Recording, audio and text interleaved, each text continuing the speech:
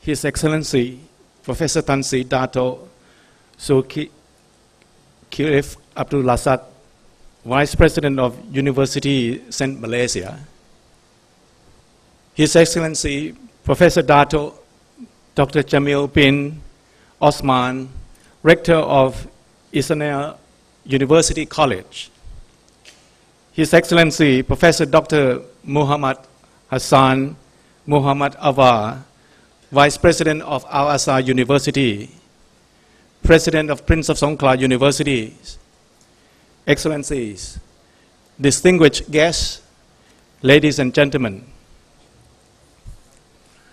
I would like to kindly thank College of Islamic Studies, Prince of Songkla University, for giving me an opportunity to share my thinking on Islamic studies in a post-globalized society among distinguished scholars from all over the world. This international conference is truly a scholastic convention which will be referred to by Islamic researchers, academicians, university administrators, and policy makers for many years to come as a turning point of Islamic studies in the post-globalization era. First of all, may I offer my apology for my very limited understanding of Islamic studies, and particularly my ignorance of Islam. As a matter of fact, I am a Buddhist who received an academic training in political science. Thus, I will present my thinking. To be more accurate, my reflection on challenges of Islamic studies in a post-globalized society from a non-Muslim perspective. My first reflecting point. When I make a reflection on this world, I would like to offer my observations as follows. I find that the most outstanding characteristic of this world is diversity. This world, so-called the earth, is composed of a vast land called continent, ranges of mountains, high and low, branches of river, wide and narrow, large ocean encircling the land. This is our physical or geographical diversity. Then we can observe hundreds of thousands of species of plants, trees, animals, fishes, even fungi and bacteria on our land, in our ocean, and up in our atmosphere, which we still have not yet discovered them all. This is our biodiversity. On the human side, we can see human beings with different tribes, races, languages, cultures, faiths, colors, and ethnicities. We classify these differences as our human diversity. It is the fact that we all are living in a diversity of global environments, whether we like it or not. The challenge is how we are going to live together in this diverse world. This is the first challenge of Islamic studies. Throughout a history of human civilization, we observe that human beings not only gradually destroy physical and biological diversity, but also our human diversity at risk of destruction in form of conflict, confrontation, and war.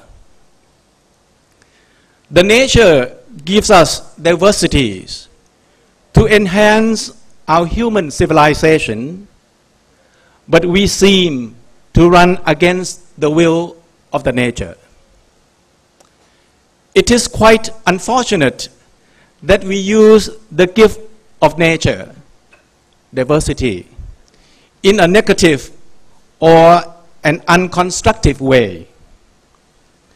Actually, when we consider the fact of diversity carefully, we may state that diversity is the greatest gift of nature or God to this world, and particularly to mankind. Diversity is designed to give us strength and beauty, not weakness and conflict. The nature gives us diversity in order to enhance our capability to survive and progress, not a rationale to fight or destroy each other. I would like to see that Islamic studies will provide us with a wisdom on how to utilize this diversity as intended by the nature or God. Excellencies, ladies and gentlemen, my second reflecting point. Among diversity as described, when we contemplate carefully on it, we can notice many commonalities among those diverse realities. First, we can see common values among human beings, regardless their tribe, race, language, religion, and the likes. They all share common values on peace, justice, friendship, equality, human rights, and human dignity, as well as love and sacrifice. These common values hold human beings with different backgrounds together. To be more specific, these common values transform diversity into unity and harmony. In other words, it is not wrong to say that there is a unity in diversity.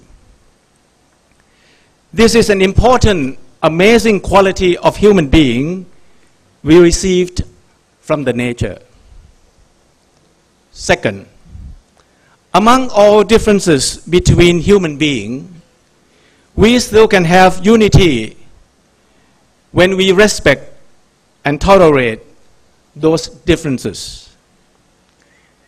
When we learn to recognize each individual as human being, we can see an equality and uniqueness of each person, each family, each society, and each nation.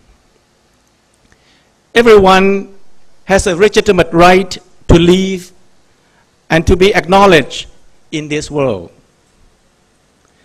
As a consequence, respect and tolerance will rule our thinking, action, and attitude. With this logical thinking, this world can fully accommodate all people.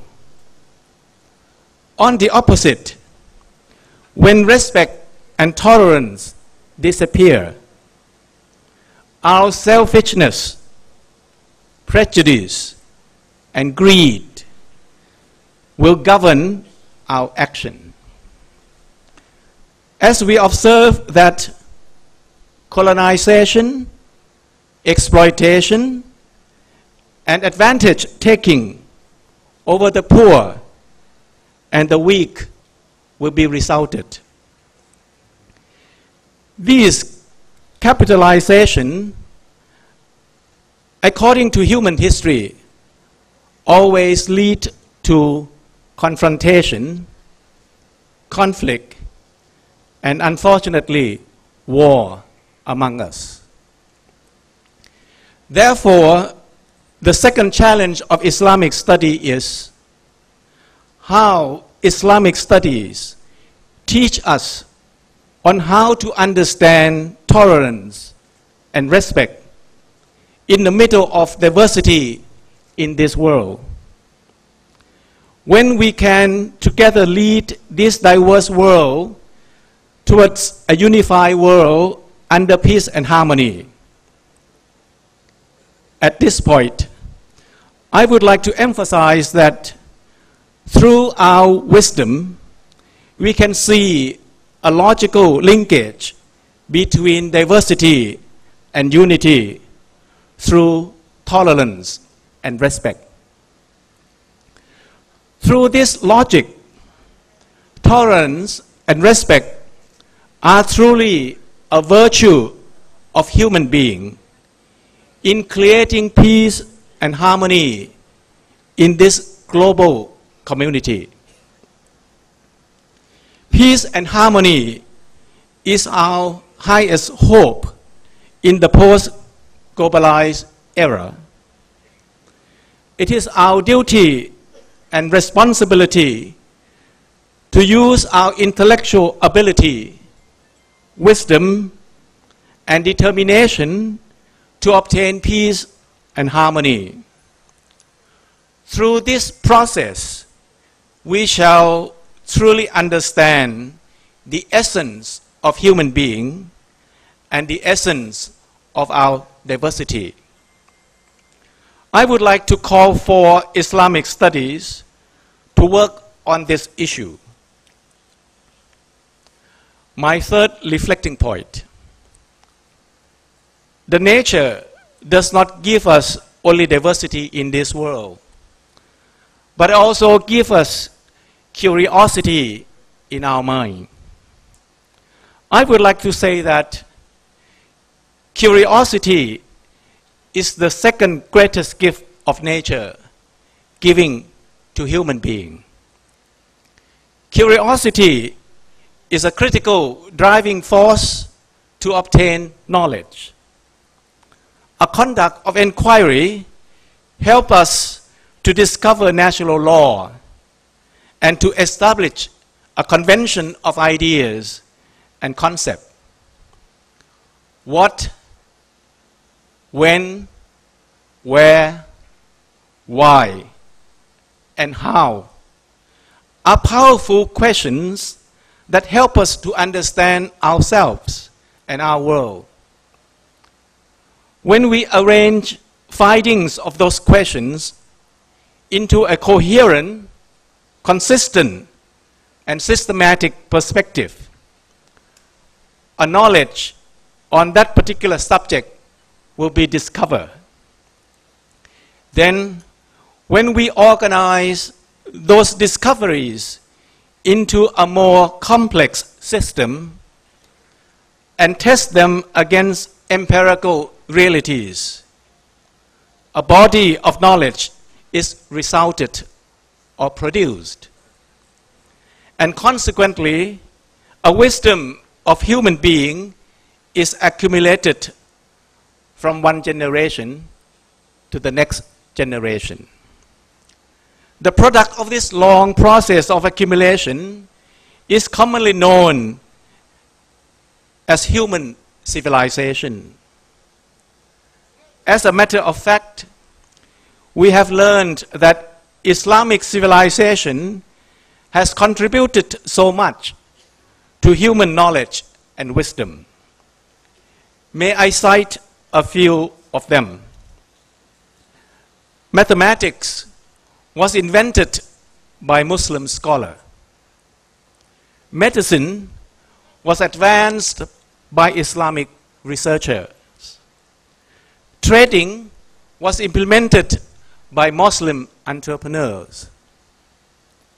Today, with your permission, I would like to encourage Islamic studies to further advance not only religious or cultural knowledge, but also professional education as exemplified by Islamic history of knowledge.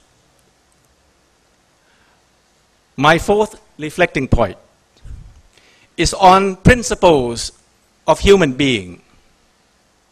As a student of political theory, I uphold three basic principles of man, which serve as an essence of man. First, liberty. Each man has a right to choose his or her own destiny.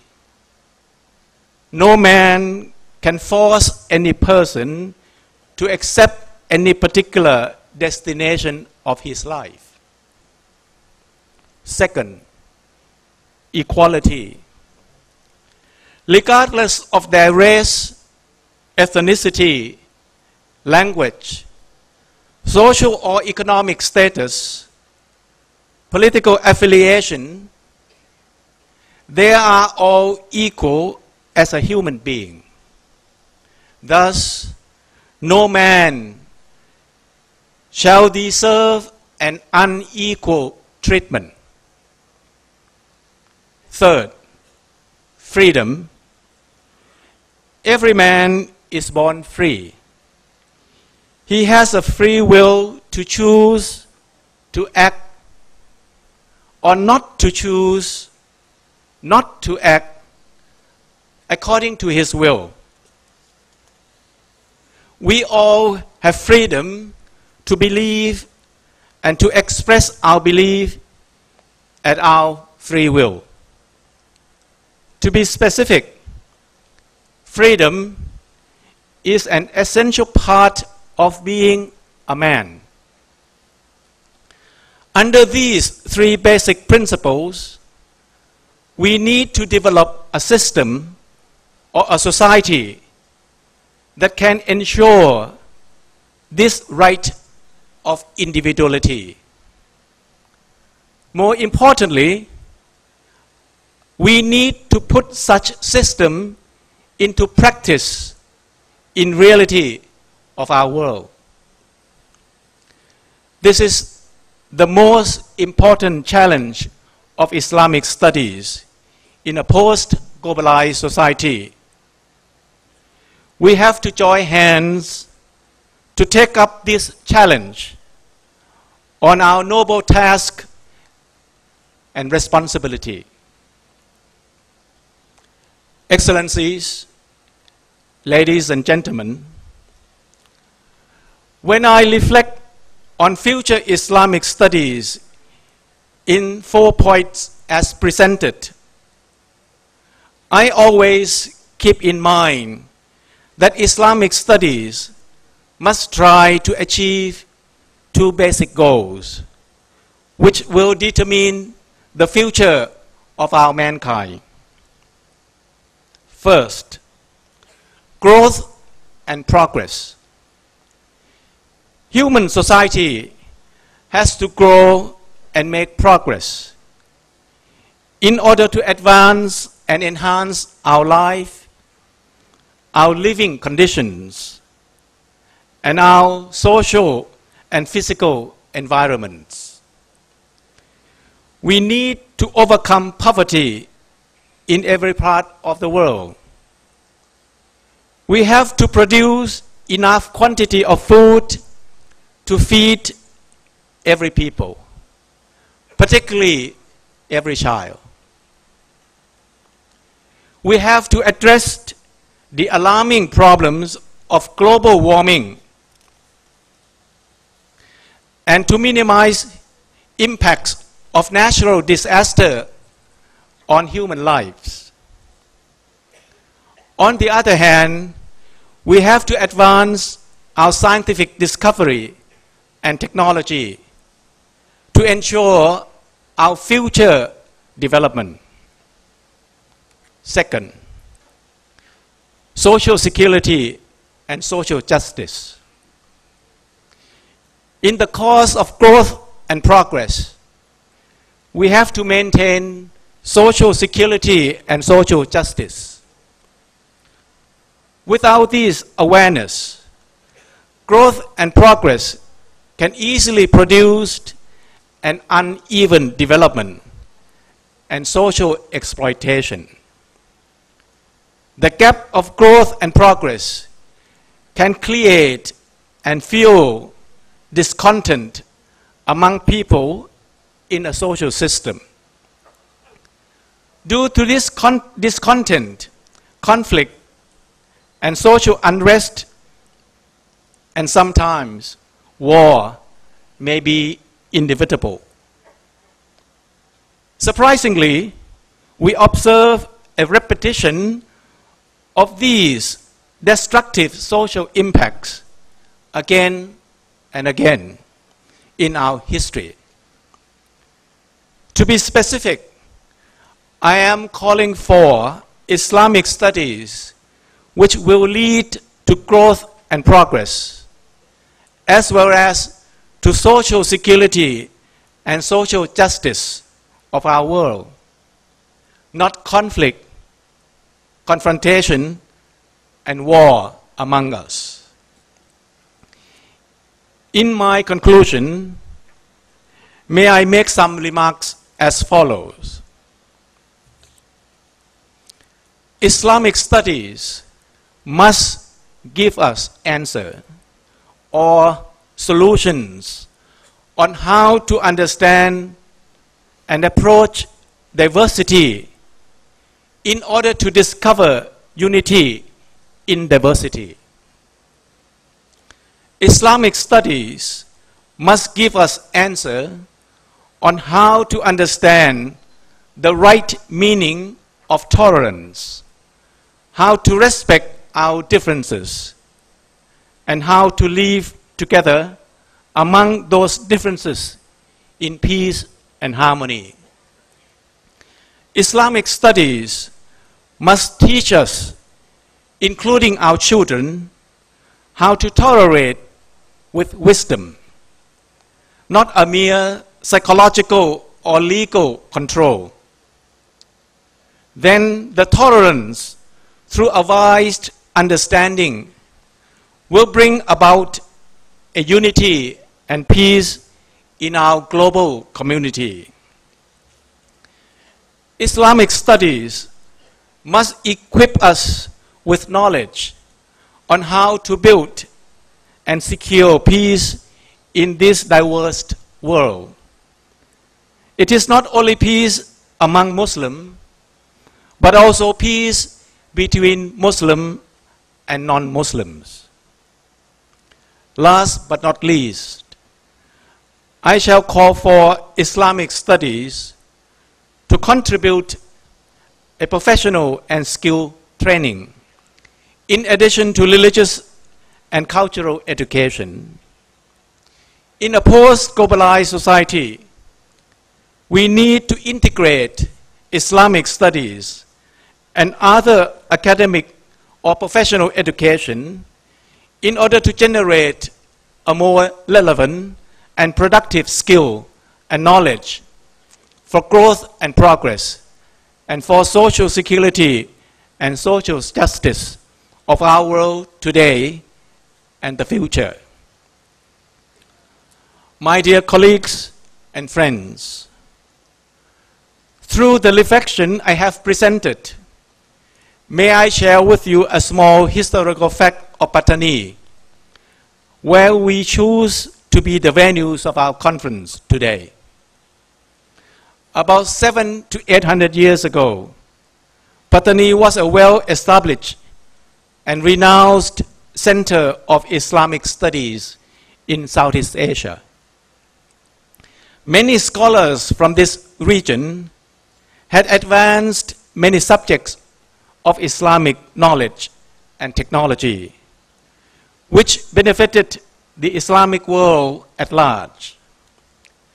Therefore, it is very appropriate for Pattani to serve as a convention of our intellectual and scholastic movement again today. I truly hope that through this conference, Pattani, College of Islamic Studies, Prince of Songkla University in particular, will revitalize a history of Islamic studies in this region in order to advance our knowledge and wisdom on Islamic sciences and technology for the global community of Islam again. As a Buddhist, I was taught to learn the law of nature and to live according to that law. Thus, my life and my living will be in peace and harmony. With a similar logic, I believe that my Muslim brothers and sisters are taught to learn the law of God and to live according to that law. Thus, their life and living will be in peace and harmony. To me, this is an important common values between Buddhism and Islam. Therefore, in this conference and our future collaboration, I am confident that we will be able to work together and share our wisdom on Islamic studies in order to further advance the subject matter of Islamic sciences and technology. And eventually, we will know how to live together in peace and harmony. This means we can practice diversity and unity in our real world. And this is our goal and our dream. Thank you very much for your attention.